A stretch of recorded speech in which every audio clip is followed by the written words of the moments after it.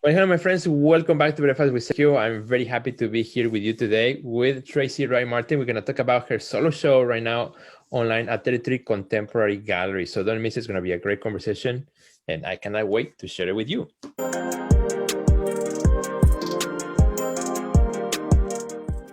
Well, hi, Traci. Good to see you. How are you? Hi, I'm great. Thanks for having me. Thank you for being here. It's going to be a great conversation. We're going to talk about your fabulous show that is up right now through artsy.net at 33 Contemporary Gallery. The show is called Reformation. So we're going to talk about what that really means and, all the work in the show and so on. But before we go in there, let's talk a little bit about where you're joining us from right now. I'm in Greenville, South Carolina. I'm in my studio here. Very good. And you have beautiful light that you get through your studio. That's really nice. Thank you. Yes, I'm very lucky. It's just the perfect angle for working. It's great. That is awesome. And well, we are excited to chat with you because we have actually talking a little bit before we started recording, with all these changes of also the galleries and openings and so forth, and a lot of things going online. Well, that in a funny way or in an interesting way, I should say, has also given a whole lot of other opportunities to do more online programming and online exhibitions, and also bring a lot of attention to the work that we can all share online and without the boundaries of space or people walking into the gallery. And that has been certain of 33 Contemporary Gallery. We have been working super hard all through 2020, to have a strong presence online and doing all kinds of exhibitions. And you've been also part of other exhibitions that we have done in the gallery. Yeah. And it's now really our pleasure to have your solo exhibition, Reformation, directly from 33 Contemporary Gallery through artsy.net, and then make it, available to a much wider audience as well. So let's talk a little bit about, the show and the idea of reformation. When I think about that word, reformation, it gives me that idea of kind of rectifying something, of, realigning some thoughts, some narrative in a new direction. So maybe let's start with the title and give us a little bit of insight into what that means for you. Absolutely. Yeah. The title came from sort of just the general feel and the message, the overarching message I wanted to send through this. The series is kind of an ongoing one I've been working on for better part of about 5 years now, just conceptually, basically. And that series is Art Herstory and the Moth. And basically, those little seeds of ideas are planted. Sometimes that's something that's going to come later, but the idea came from, actually, it was shortly before the book Ninth Street Women came out. And it was an article about the abstract expressionists, the women, that basically were going to be the ones featured in that book. And it was one of those moments, it's like the lightning bolt kind of hits. And it's like, I just, in my time in art education, I didn't learn about these women. I didn't know who they were.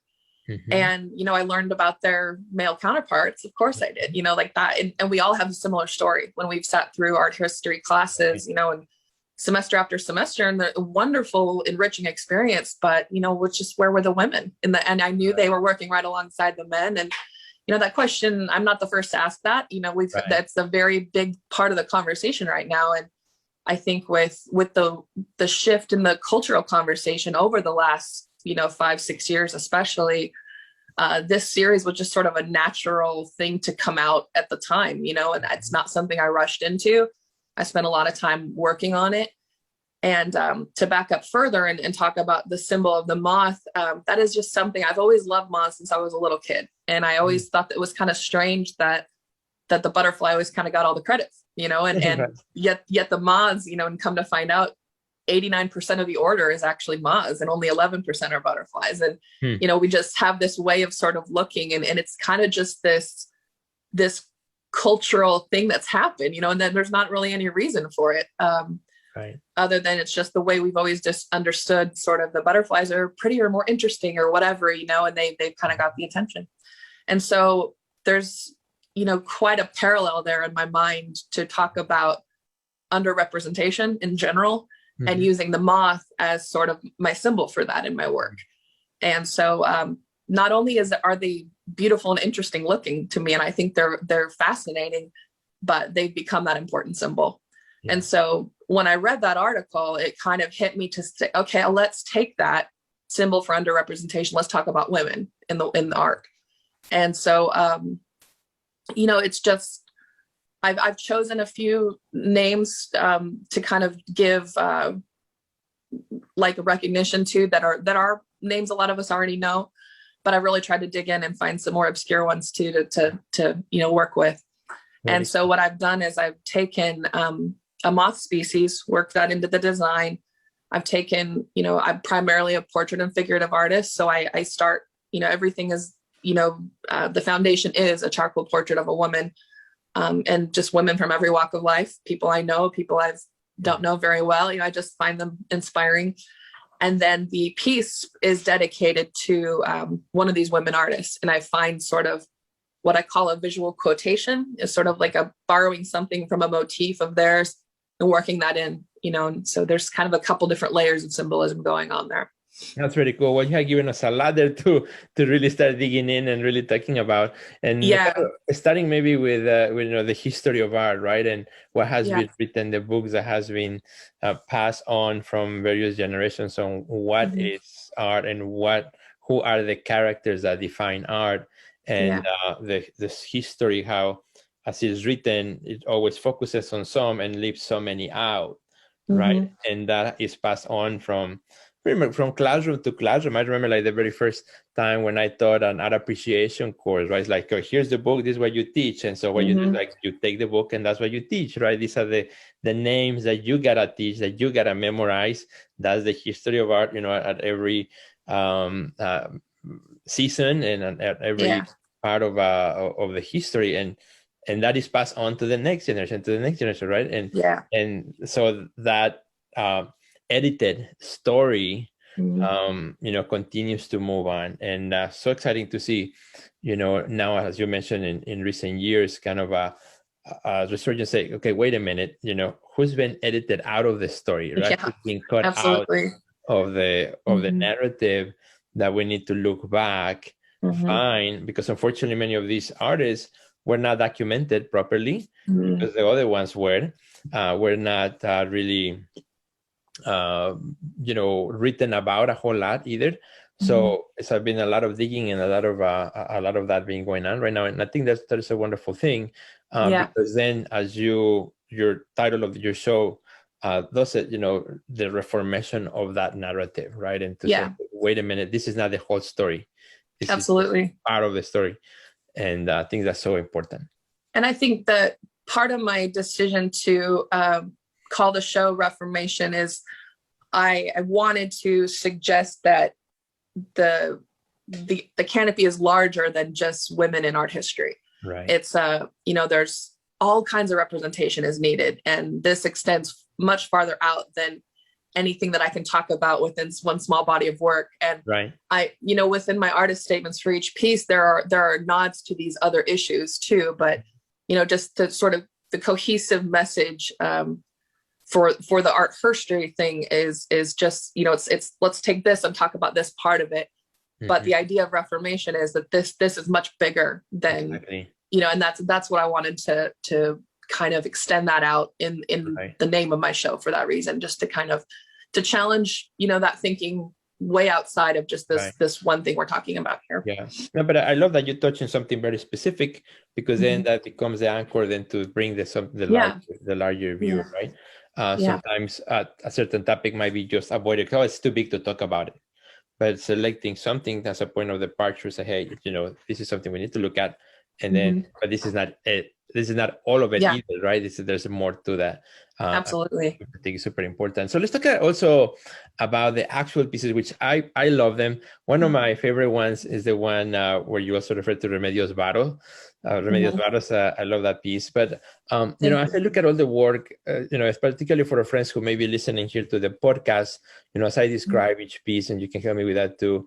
So you're using mixed medium, all the portraits of all these figures are black and white. I assume they are charcoal, perhaps. Yes. Which are beautifully made, amazing. Thank you. And then they're all been also sort of isolated and,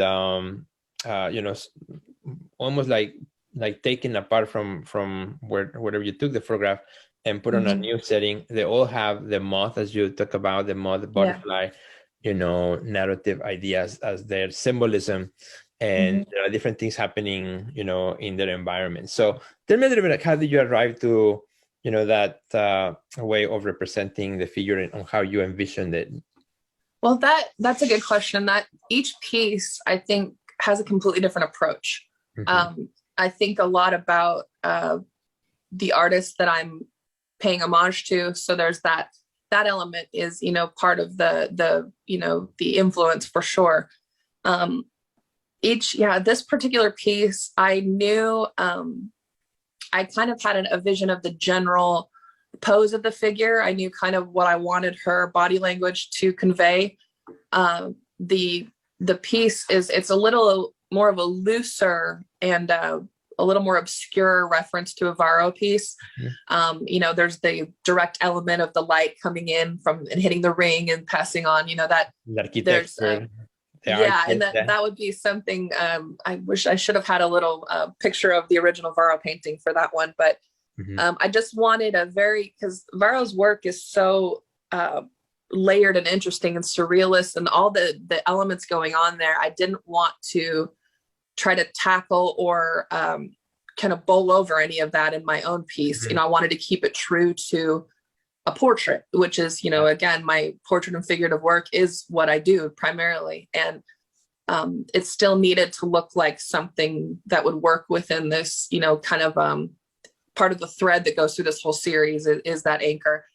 And so I wanted to be a little bit more of a lighter nod to her work, but there is an aspect of just that spirituality of the creation process and being a part of that kind of a little bit of a whimsical kind of feel. I wanted that vibe there. The model is wearing a toy crown and has this candy ring on, and it's kind of just a nod to kind of this what we put out there and a societal kind of what's accepted and a little bit of the feminine experience kind of tied in there. And these are loose layers that I want to leave a little bit open for interpretation, kind of what it means. And right. The artist statement is just a little bit of a guide there, but it really is I want it to be open for interpretation right. That way.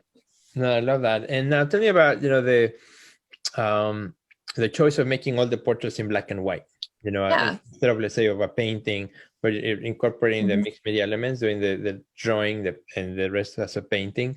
Because I think also that adds as a series, when you look at the whole series, that there's a consistency, between each of the portraits being black and white. I think also reminds me of documentary photography. Oh, cool. There's a level of that because we're looking at historical also aspects of this. So tell me a little bit about that.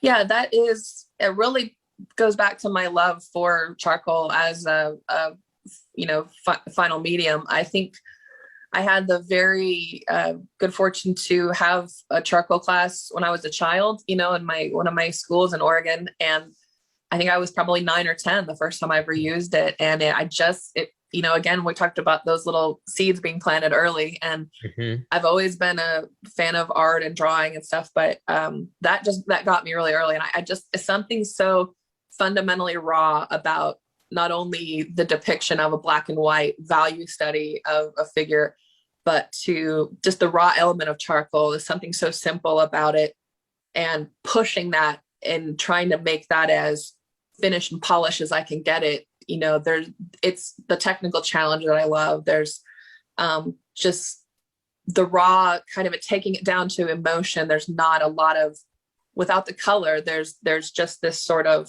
you're sort of forced into this sort of, kind of an emotional, reaction. And then there's something to it that it's just that visceral reaction to charcoal that I just absolutely love. And for me, I got to where I just wanted to see what charcoal could do, see what it was capable of as far as being kind of the anchor, and just kind of the world of mixed media is quite literally endless possibilities of combinations of things you can do. So over the last few years, I've just kind of been pushing into that and seeing, I really like that comment you made about the documentary and like the historical context of black and white. I hadn't thought about that. I think that's a really cool observation, that just, it really ultimately comes down to, that's just a finished look that I really enjoy working with. And that kind of, that foundational element of just the simplicity of a black and white portrait.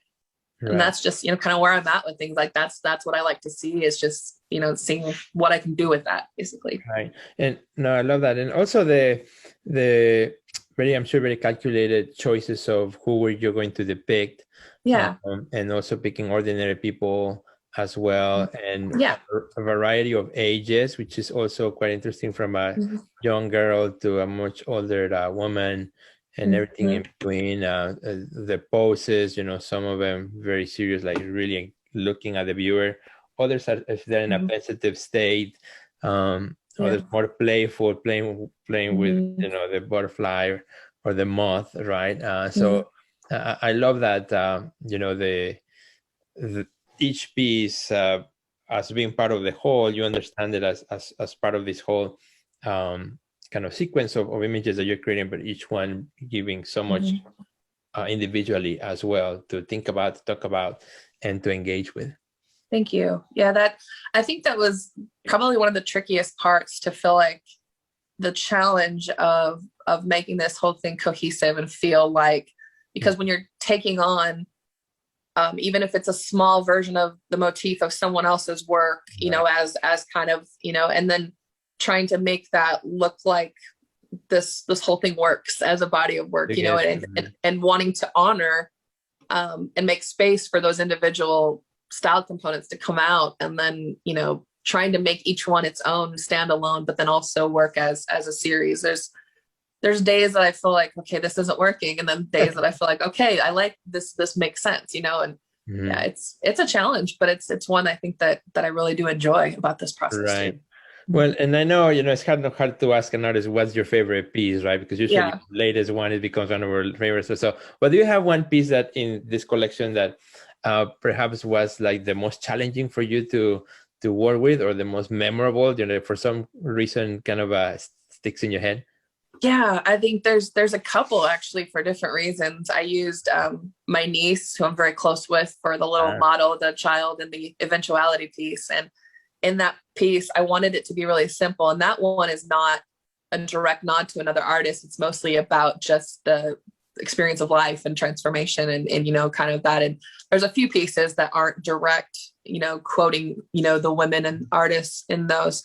And that's one of them. And she's just something about that photo that I took of her, that way that she's, and then the caterpillar is actually a Cecropia moth. It's one of the ones that I actually raised back in Oklahoma. So it's a photograph of a caterpillar. And that's a small one, right? So it has that also intimate. Yeah, there's a little more of an intimate quality to that one. And there's just something, and that's mostly a sentimental piece for me, I think, more than anything. But the Varro piece is one that presented, I think, with all the texture in there, and every bit of that is rendered in pastel. That's not part of the charcoal. And a lot of the other pieces have incorporated some handmade papers, and different, like, imported interesting papers that I've collected, some pieces of, things that are worked in and in collage form. And that piece actually is just charcoal and pastel. So each of those is those little surfaces, like the metallic crown, the shines of the ring.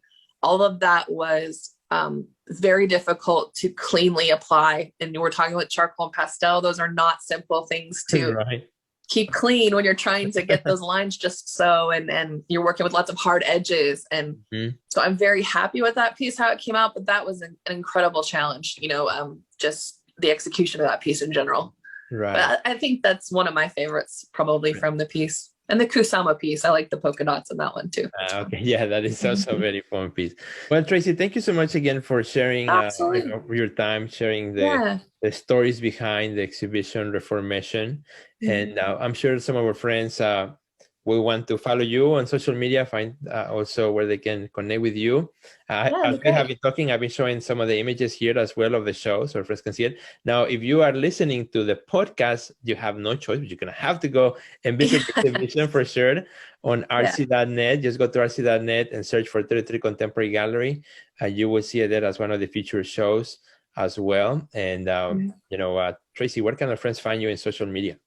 Yeah, my social media, my Instagram handle is Traci Martin Studios, and that's all one word. It's Traci with an I. So, you know, there's like 1,000 ways to spell Traci, but Right. that's me. And then on Facebook, I have a Traci Martin Studios page as well. My website's tracimartinstudios.com, and TikTok, I'm on there as well. Very cool. Yeah, so that's good. That's awesome. So we invite our friends to go check it out, to connect with Traci. If you listen to this podcast or you watch the video, please let her know as well. And definitely you have to go look at these pieces. They're stunning. They're beautiful.